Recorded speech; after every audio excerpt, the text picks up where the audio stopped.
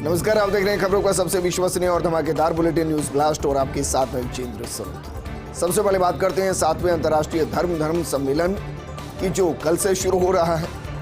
मध्य प्रदेश की राजधानी भोपाल में होगा सम्मेलन का आयोजन। राष्ट्रपति द्रौपदी मुर्मू करेंगी 3 दिवसीय सम्मेलन का शुभारंभ। 3 मार्च को दोपहर 12:15 पर सम्मेलन का शुभारंभ होगा।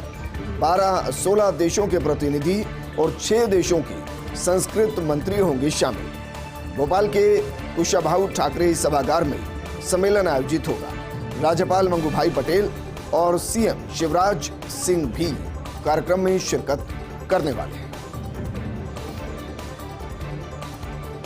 मुख्यमंत्री गहलोत आज रहे भरतपुर जिले के दौरे पर। घाटमिका गांव में पीड़ितों की परिवार वालों से मुलाकात की। मुलाकात के बाद मीडिया से बातचीत में मुख्यमंत्री अशोक गहलोत ने कहा कि इस घटना की जितनी निंदा की जाए उतनी कम है। आरोपियों की गिरफ्तारी के लिए मैंने हरियाणा सीएम से भी बात की। उदयपुर और इस घटना में अंतर है। वो एक आतंकी घटना थी। पीड़ित परिवारों के साथ खड़ी हुई है सरकार।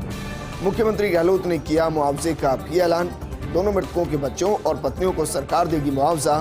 सभी को 5-5 लाख रुपए का मुआवजा सरकार की तरफ से दिया जाएगा। प्रदेश में जाट महाकुंभ से पहले सरकार का बड़ा फैसला।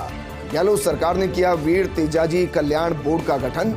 लंबे समय से तेजाजी बोर्ड के गठन की मांग की जा रही थी।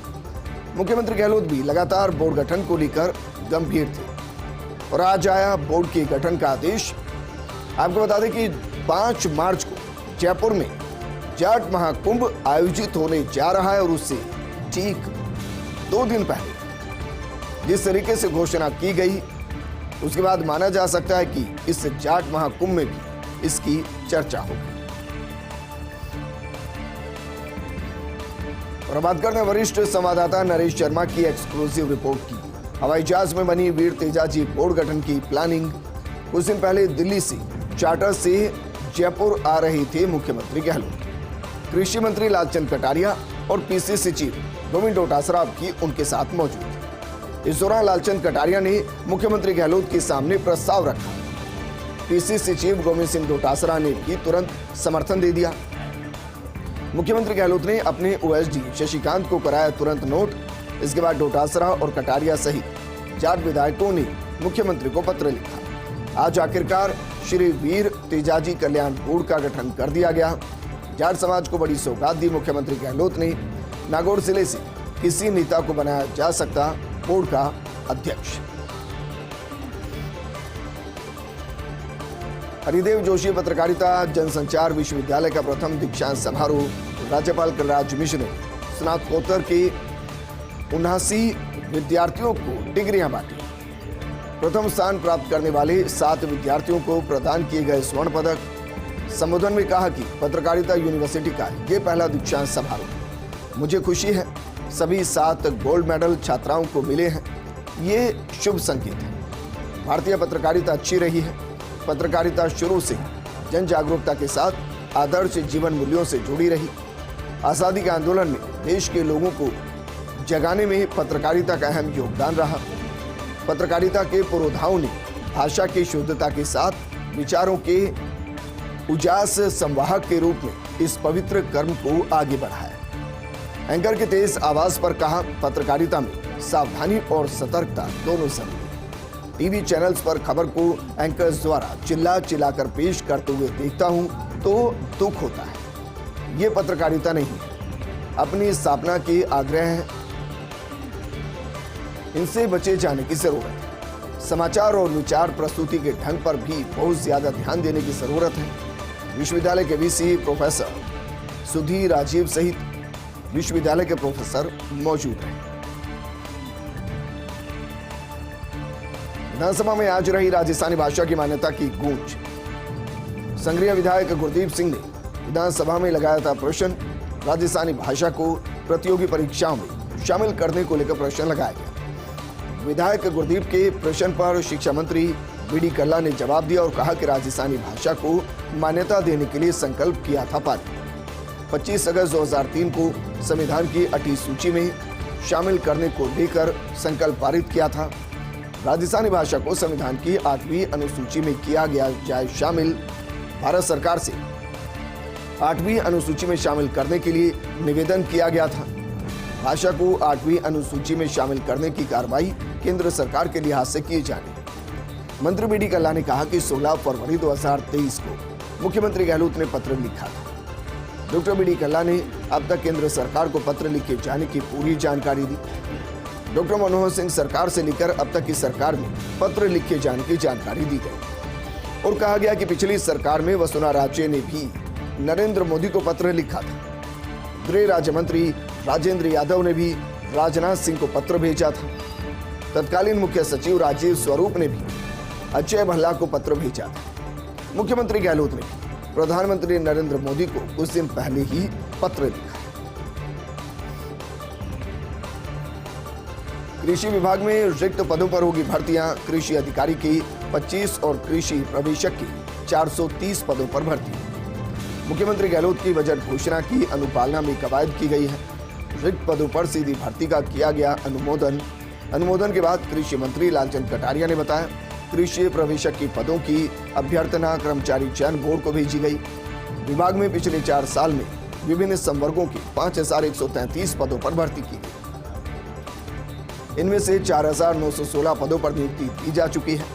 कृषि प्रवेशक के 4330, सहायक कृषि अधिकारी के 287, कृषि अधिकारी की 97, कनिष्ठ सहायक की 120, सहायक सांख्यिकी के 38, कृषि अनुसंधान अधिकारी रसायन के 24, सांख्यिकी अधिकारी के 12 और शीघ्र लिपिक के 8 पदों पर नियुक्तियां दी गई। कनिष्ठ अभियंता के 157 पदों पर नियुक्ति की कार्रवाई जारी है। घोड़ों में ग्लैंडर्स रोड पर पशुपालन विभाग की कार्रवाई। 4 जिलों को संक्रमित क्षेत्र घोषित किया गया। इन 4 जिलों की बात की जाए तो इनमें है जयपुर, झुंझुनू, अलवर और बीकानेर। इन जिलों में घोड़ों में रोग की पुष्टि हुई है। इन जिलों को संक्रमित क्षेत्र घोषित कर घोड़ों की आवागमन पर लगाई गई है रोक। पशुपालन विभाग के निदेशक डॉक्टर भवानी सिंह राठौड़ ने बताया, रोग प्रभावित क्षेत्र के 25 किलोमीटर त्रिज्या में लगाई गई है रोक। यहां से अश्ववंशीय पशुओं को इकट्ठा करने या लाने ले जाने पर रोक रही। मार्च में बाड़मेर में लगने वाले मल्लिकानाथ जी मेला तिलवाड़ा को लेकर निर्देश। यहां घोड़े लाने के लिए एलिसा एंड CFT की नेगेटिव जांच रिपोर्ट जरूर। नेगेटिव रिपोर्ट नहीं होने पर घोड़ों को मेला क्षेत्र में प्रवेश नहीं मिलेगा। प्रदेश में विभाग द्वारा 900 से ज्यादा सैंपल्स विभिन्न जिलों में भेजे गए। इनमें से 6 घोड़ों में ग्लैंडर्स रोग की पुष्टि हुई। रोगी घोड़ों को मानवीय तरीके से यूथनाइज कर निस्तारण किया गया। पशुपालकों को केंद्र सरकार के निर्देशानुसार मुआवजा दिया जाए। और बात करते हैं विश्व सुंदरी सुष्मिता सेन की, जिनको दिल का दौरा पड़ा। एंजियोप्लास्टी की गई। एक्ट्रेस ने सोशल मीडिया पोस्ट में लिखा, नई जिंदगी मिली है, दिल को हमेशा स्ट्रॉन्ग रखें। जब आपको इसकी सबसे ज्यादा जरूरत होगी तो ये आपके साथ खड़ा होगा। मुझे कुछ दिन पहले दिल का दौरा आया था, एंजियोप्लास्टी हुई है, स्टंट लगाया गया है।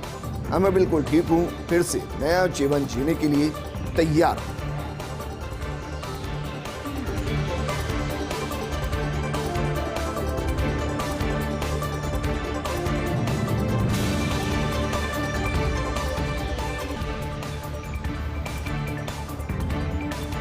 और अब बात करते हैं राजस्थान स्टेट ओपन स्कूल परीक्षा के परिणाम की, जो जारी कर दिया गया है। अक्टूबर-नवंबर परीक्षा 2022 का परिणाम जारी किया गया। शिक्षा मंत्री डॉक्टर बी डी कल्ला ने जारी किया परीक्षा परिणाम में 10वीं कक्षा में जहां छात्राओं ने बाजी मारी, तो वहीं 12वीं कक्षा के परिणाम में छात्रों ने बाजी मारी। 10वीं का कुल 68.23% परिणाम रहा। वहीं 12वीं की बात की जाए तो 12वीं का 49.39% परीक्षा परिणाम रहा। परीक्षा परिणाम में टॉप 8 विद्यार्थियों का अभिनंदन भी किया गया। अमित शाह से मिले इंग्लैंड के पूर्व कप्तान केविन पीटरसन ने केंद्रीय गृह मंत्री से मुलाकात की। पीटरसन ने गृह मंत्री शाह के कार्यालय का दौरा किया। पीटरसन ने अपने सोशल मीडिया अकाउंट पर तस्वीरें भी शेयर की। मुलाकात को लेकर पीटरसन ने शाह का आभार व्यक्त किया। मुलाकात के दौरान दोनों के बीच कई मुद्दों पर जाहिर बातचीत हुई।